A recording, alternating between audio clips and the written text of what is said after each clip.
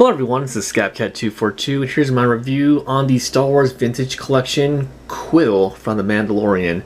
So I managed to find this figure at Walmart of all places, and I got to say, for a figure this small, I was really surprised how detailed and how well his articulation was. And let's take a look at him close. So I think Hasbro did a pretty good job on the sculpt on this figure. There's only one little issue I kind of have, but I'll talk a little bit later. So as you can see here, he's got his goggles, he's got this blaster backpack, this scarf, and he's got his belt. Kind of would have been nice if he would have had a little blaster, but I'm okay with this.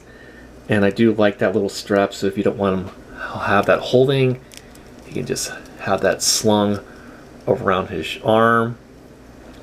So the backpack is removable.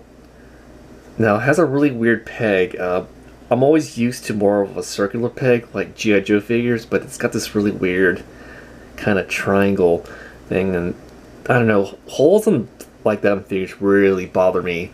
I mean, come on Hasbro, just use a regular circle hole. But goes back in, so you're probably going to want to be keeping that on so you don't have that gap in the back showing.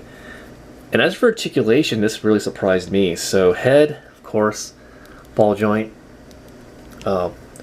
joints in the shoulders, ball joints in the elbows. There's a hinge, and that thing that really surprised me, there are small wrist joints in his hands. I was not expecting that. I'm like, wow, like they're stepping it up. So that's cool. So you can have his gun like that. Waist articulation, ball joints and legs. So no more swivels. So we have an upper side swivel. Single joints in the legs, which I'm okay with. And we got ankle pivot and a hinge. So overall, I'm pretty impressed with this figure.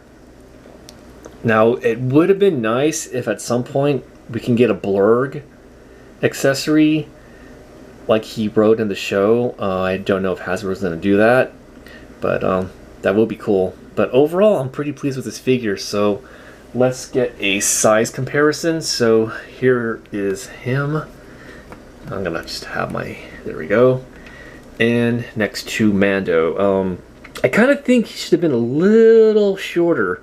I mean, I don't know. I can't remember what the height was exactly, but just felt he was a little, like he should have been at least the same size as the Ewok. That's what I'm saying. But overall, pretty pleased in how this figure came out. I was lucky to find him, so if you come across him, I recommend picking him up. So if you're collecting your Mandalorian figures, he's definitely a must for your collection. That's my review, and I have spoken.